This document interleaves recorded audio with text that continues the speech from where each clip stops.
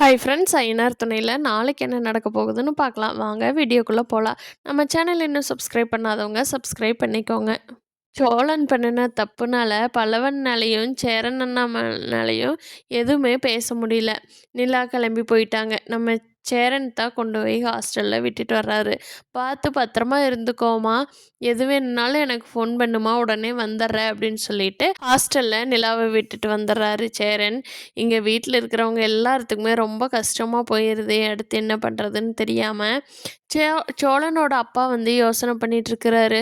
ஐயோ, நம்ம கொடுத்த ஐடியானால தான் இவன் பைத்தியக்கார பையன் இப்படி பண்ண போய் அந்த பொண்ணு வீட்டை விட்டு போகுதே அப்படின்னு யோசிக்கிறாரு. கண்டிப்பாக அவர் வந்து நிலா திரும்பி வர்றதுக்காக ஏதாவது ஸ்டெப் எடுப்பார். ஒரு நாள் நிலா என்னன்னு கேட்டுட்டு இருந்தாங்க. அதெல்லாம் சொல்லாமல் இருந்தார். அது மாதிரி ஏதாவது உண்மையை சொல்லுவாரா, இல்லை அடுத்து என்ன நடக்க போகுதுன்னு தெரில. ஆனால் கண்டிப்பாக அடுத்து வந்து சேரனோட அப்பா ஒரு மெயின் கேரக்டராக இந்த நிலாவோட விஷயத்தில் இருப்பார்.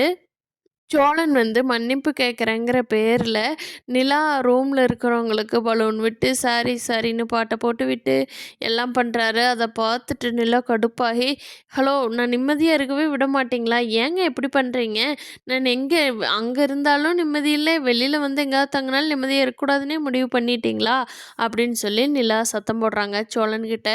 சாரிங்க, நான் சாரி எப்படி கன்வே பண்ணுறதுன்னு தெரியாமல் தானுங்க இப்படி பண்ணினேன் அப்படிங்கிறாரு. தயவு செஞ்சு கிளம்பி போங்க, என்னை மேலும் மேலும் இரிட்டேட் பண்ணி உங்களை பார்த்தாலே எரிப்படைய வச்சிடாதீங்க அப்படிங்கிறாங்க. நேற்று எடுத்த சீனில் பாண்டியன் பாவம் சோழனுக்கும் வானதிக்கும் இடையில சிக்கிக்கிட்டு பாண்டியன் படுற பாடு, அந்த சீனு பயங்கர செமையாக இருந்தது. சோழன் லவ் ஃபெயிலியரில் உட்காந்துருக்கான். இந்த வானதி வேற பக்கம் பக்கமாக டைலாக் பேசும்போது பாவம் பாண்டி எதுவும் பேச முடியாமல் எதுக்கு ரியாக்ட் பண்ண முடியாமன்ட்டு கம்முன்னு நின்னுட்டாரு. அதை பார்க்குறக்கு நமக்கே சிரிப்பாக வந்தது.